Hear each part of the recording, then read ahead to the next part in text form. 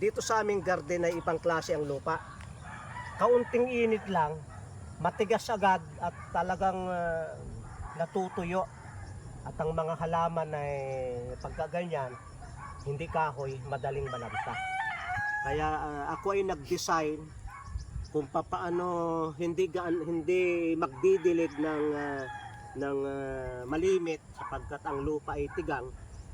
Akin naisip na bumili ng plastic tapos ay ginupit kasing luang yan, pwedeng mas maluwang yan, at nilagyan natin ng tubig at itong paso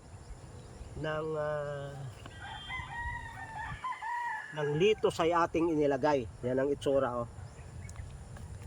Pag iyong inilagay yan, yung tubig ay aakyat hanggang taas, pero hindi naman siya mabababad. Kaya tamang-tamang kwan. At kung magpipiltilizer ay dyan ilalagay. Halimbawa, pakitahan ko kayo ng paglalagay. Ito'y hiningi ko sa palengke. Mga balatang saging, pero may kasamang saging na ay sapagkat ito'y mayaman sa potassium at sa iba pang mineral, maganda itong abono. Kaya ilalagay ko dyan, i-distribute ko dyan para pinakapataba nila. Hindi ka magdidilig. At kung umulan man, ay di yung tamang-tama lang, pag tag-ulan, yung tamang-tama lang na elevated yung puno. Kaya laging basa yung iyong lupa. Ito ay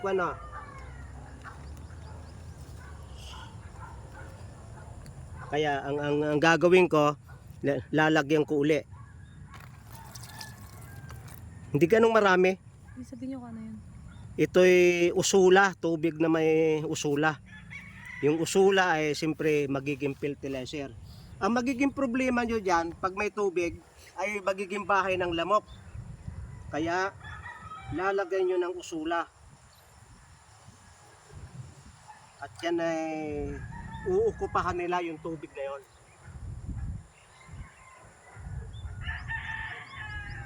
Pagkaraan ng ilang araw, dadami yan, may mamamatay, may dadami. Magiging abono nila sapagkat yung usula, napakayaman sa protein, calcium, magnesium, phosphorus, na kailangan ng mga halaman. Kaya napakaganda na yung inyong garden kung ganyan ay mayroong usula.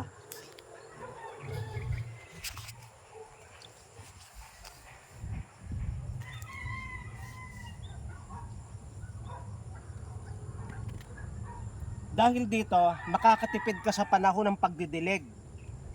Ito'y akmang-akma pag ang lupa ay tigang.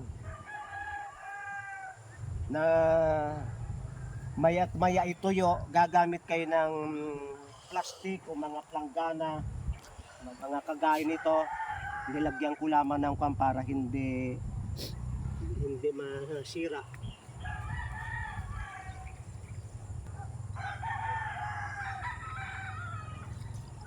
Kaya pinakita ko sa inyo itong naming litos na napapakinabangan namin, binabawasan namin ng dahon at nakakapagsalad na kami ngayon. Maraming salamat sa pagsubaybay niyo sa Natural Wellness, si Pastor Vito.